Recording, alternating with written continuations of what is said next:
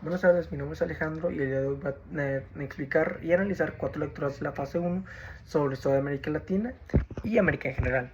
Estas lecturas abordan la visión descolonizada de la historia, el periodo del imperialismo, las guerras de independencia y el papel de México en las relaciones internacionales del siglo XIX. Mi objetivo es explicar las ideas principales de cada lectura y al final dar una reflexión personal sobre lo aprendido. Como primera lectura tenemos la nueva historia descolonizada de América. Esta lectura propone cambiar la forma tradicional de contar la historia de América, que normalmente se ha narrado desde el punto de vista europeo, ya que generalmente en América Latina se tiende a tener una vista eurocentrista sobre la historia y sobre lo que está moralmente correcto. La llamada historia descolonizada busca darle voz a los pueblos indígenas, afrodescendientes y sectores marginados que fueron ignorados en el Estado oficial. El texto explica que la descolonización no solo fue territorial, sino también cultural, política y económica. Europa impuso su visión del mundo, su forma de organizar la sociedad y su interpretación del pasado. Una idea central es que la historia no es neutral, quien la escribe tiene poder. Por eso la descolonización de la historia implica cuestionar los relatos que justifican la conquista, la explotación y el racismo. Esta lectura nos invita a entender América de sus propios pueblos y no solo desde la vista de los colonizadores, ya que es importante darle voz y voto a estas comunidades que han sido discriminadas no solamente en los siglos pasados, sino actualmente sigue perpetuando varios estereotipos que son perjudiciales en la actualidad, como por ejemplo a los indígenas, a las personas de color o a la gente de escasos recursos, ya que estas ideas perpetúan desde hace varios siglos y el día de hoy nos sigue afectando bastante. Historia de América Latina en la era del Imperio. En esta lectura se analiza el periodo en el que las potencias europeas y posteriormente Estados Unidos influyeron fuertemente en América Latina, especialmente en el siglo XIX y principios del siglo XX. Aunque muchos países ya eran formalmente independientes, en la práctica siguen dependiendo económicamente de las potencias extranjeras. El texto explica que el imperialismo siempre fue militar, muchas veces fue económico y político. Las potencias controlaban materias primas, inversiones, comercio y decisiones internas de los países latinoamericanos. Se menciona como el desarrollo de ferrocarriles, minería y explotaciones beneficio más a los países extranjeros que a la población local.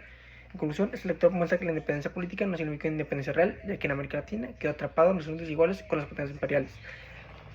Básicamente que varias potencias europeas como Inglaterra, Francia o Alemania se aprovechaban de la poca de la posición débil que tenían varios países de América Latina y les vendían sus tierras o recursos que ellos a muy bajo precio y lo que hacían era que los recursos se los llevaban a los otros países y la gente local no aprovechaba esos recursos o no se les da el trabajo porque incluso para extraer esos recursos se contrataba gente de dichos países, de Alemania, Francia o Inglaterra, dando así que la gente, la población local no recibía nada, lo que recibían nada eran los políticos que vendían sus tierras a los extranjeros.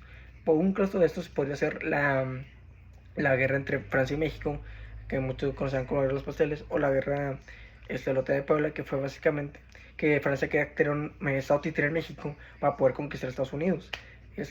Fue no solamente en Francia, sino también en Argentina, en Colombia, durante muchos años, si bien no se tenía un control directo sobre el Estado, se tenía un cierto control sobre la población y sobre los recursos, que es lo que más le importaba a los europeos.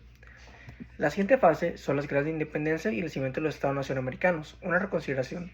En esta lectura se plantea una revolución crítica a las guerras de independencia en América. Tradicionalmente se presenta como luchas heroicas por libertad, pero el texto señala que el proceso fue mucho más complejo. Las independencias no siempre significaban transformación social profunda. En muchos casos, las élites criollas sustituyeron a los gobernantes coloniales, pero mantuvieron estructuras de desigualdad. También se explica que los nuevos Estados-nación enfrentaban problemas como falta de estabilidad política, conflictos internos e independencia económica. Por lo tanto, las guerras de independencia no resuelven automáticamente los problemas sociales de la población indígena y campesina o afrodescendiente. La lectura invita a ver la independencia no solo como un triunfo, sino como un proceso incompleto, ya que básicamente muchos países no se separaron, no pelearon al mismo tiempo durante un mismo bando, sino por ejemplo Nueva Colombia con su liberador, también San Martín en Argentina y Chile, Simón Bolívar en Venezuela, Colombia y Ecuador, Agustín Iturbide en México, y básicamente estos héroes que aunque la historia los pinta como héroes, en realidad hay gente que veía su beneficio porque ellos realmente no se preocupaban por el pueblo, sino querían tener su propio poder e independizar a los españoles, ya que en estos momentos está siendo conquistado por Francia, querían independizarse no por el bien de la población, sino para tener ellos el poder. Básicamente se tiraron un villano por otro villano y pues básicamente fue un proceso incompleto porque lo que se buscaba era la libertad y si bien se obtuvo entre comillas de España, no se obtuvo la independencia económica o la igualdad que se quería para los criollos o los mestizos. Esto fue un grave error, la verdad. Pues la verdad no se tiende a idolatrar a estas personas y tirarlas de héroes cuando en realidad son gente que busca más su beneficio que ayudar al país. Las relaciones internacionales de México en el siglo XIX. de la independencia formal y la actualización de la independencia. En la lectura se analiza cómo México, después de su independencia, enfrentó a situación de debilidad frente a potencias como Estados Unidos, Francia y Reino Unido. Aunque México era formalmente independiente, económicamente dependía de préstamos, comercio, desigualdad e intervención extranjera. El texto explica que los conflictos internos, la inestabilidad política y la falta de recursos facilitaron la intervención de potencias extranjeras. Un ejemplo claro fue la intervención francesa y la influencia británica, así como la expansión territorial de Estados Unidos. México pasó de ser una independencia con España a nuevas formas de independencia internacional, lo que limitó su soberanía real. Pues básicamente México en los siglos XIX y XX tuvo muchos problemas económicos debido a que cuando se independencia de España no tenía la fuerza necesaria para sostenerse sobre el tiempo, y por eso varios países como Estados Unidos, Inglaterra y Francia se aprovecharon. Por ejemplo, Estados Unidos le quitó mitad de su territorio, le quitó lo que California, Texas, Utah y varios estados del norte del país que no están poblados, pero Estados Unidos se quería expandir hacia el oeste, y pues con la independencia de Texas, mandando colonos de ellos, se independizaron y se aprovecharon para quitar a México todo el sector del norte. Y como México estaba bastante débil económicamente y militarmente, pues le quitaron la mitad de la población, digo la mitad del territorio. Y pues con un trato muy injusto, porque se hizo el Tratado de la Mesilla, que por 10 millones se vendió en teoría el Estado del Norte, cuando fue más una invasión que una venta, la verdad. Y Francia, pues la famosa guerra de los pasteles, que Francia quería una indivisión de México. México, como tiene una guerra con España hace poquito por la liberación de Cuba, que fue un fracaso, pues tuvo problemas con un vendedor francés con los pasteles, y Francia aprovechó eso para invadir México y debilitarlo otra vez y quitarle más dinero. También en 1864, cuando la batalla de Puebla, o intentar hacer un títere en México poniendo a Maximiliano de Habsburgo como emperador de México, como el segundo imperio mexicano,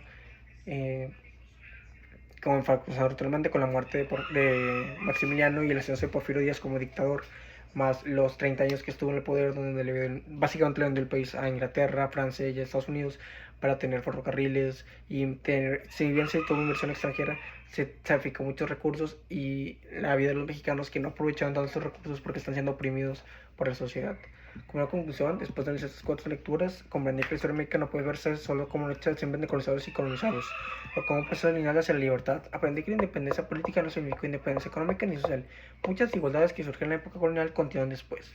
A día de hoy se sigue viendo los estereotipos raciales que nos dejó España, como el racismo que sufren las personas de color, o, la gente, o los descendientes de los indígenas. Y pues la verdad es un tema que siento yo que deberíamos ver hacia adelante y dejar estos estereotipos atrás, porque eso es algo que pasó hace muchos años y nos perjudica como sociedad. Muchas gracias por ver y nos vemos.